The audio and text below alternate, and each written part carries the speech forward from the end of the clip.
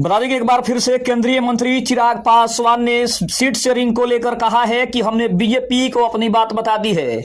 उन्होंने साफ तौर पे कहा कि हमारी खुली चुनौती है, बीजेपी इसके ऊपर जल्द से जल्द फैसला करे, अन्यथा हमारी पार्टी कोई बड़ा विचार और कोई बड़ा गेम करने की तैयारी कर रही है। नमस्कार, मैं हूं संजीव और आप देख रहे हैं आप तक न्यूज। अगर आप हमारे चैनल पर नए हैं तो चैनल को जरूर सब्सक्राइब कर लें। बता दें कि बिहार एनडीए में सीट बंटवारे का खेल शुरू हो गया है। चिराग पासवान की पार्टी ने कहा कि हमने बीजेपी को अपनी चाहत बता दी है। बता दें कि लोजपा रामविलास के बिहारी प्रभारी अरुण भारती ने कहा है कि एनडीए में सीट बंटवारा अभी नहीं हुआ है, उनकी पार्टी ने बीजेपी को अपनी चाहत बता दी है।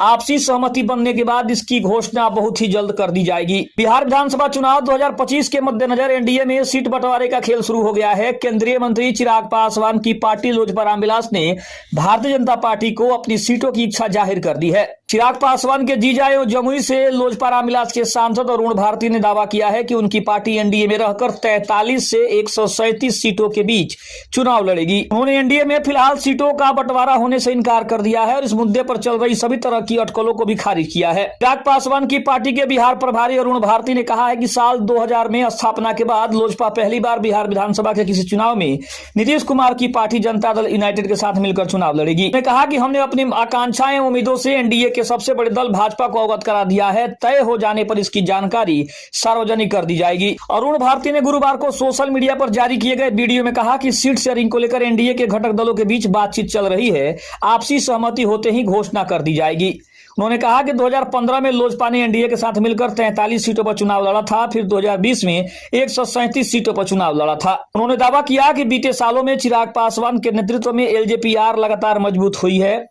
मेरी व्यक्तिगत राय में आगामी चुनाव के लिए एनडीए के भीतर सीट बंटवारे का लोजपा रामविलास के लिए सम्मानजनक आंकड़ा इन्हीं दोनों सीटों के आंकड़े के बीच यानी कि 43 से लेकर 137 होना चाहिए।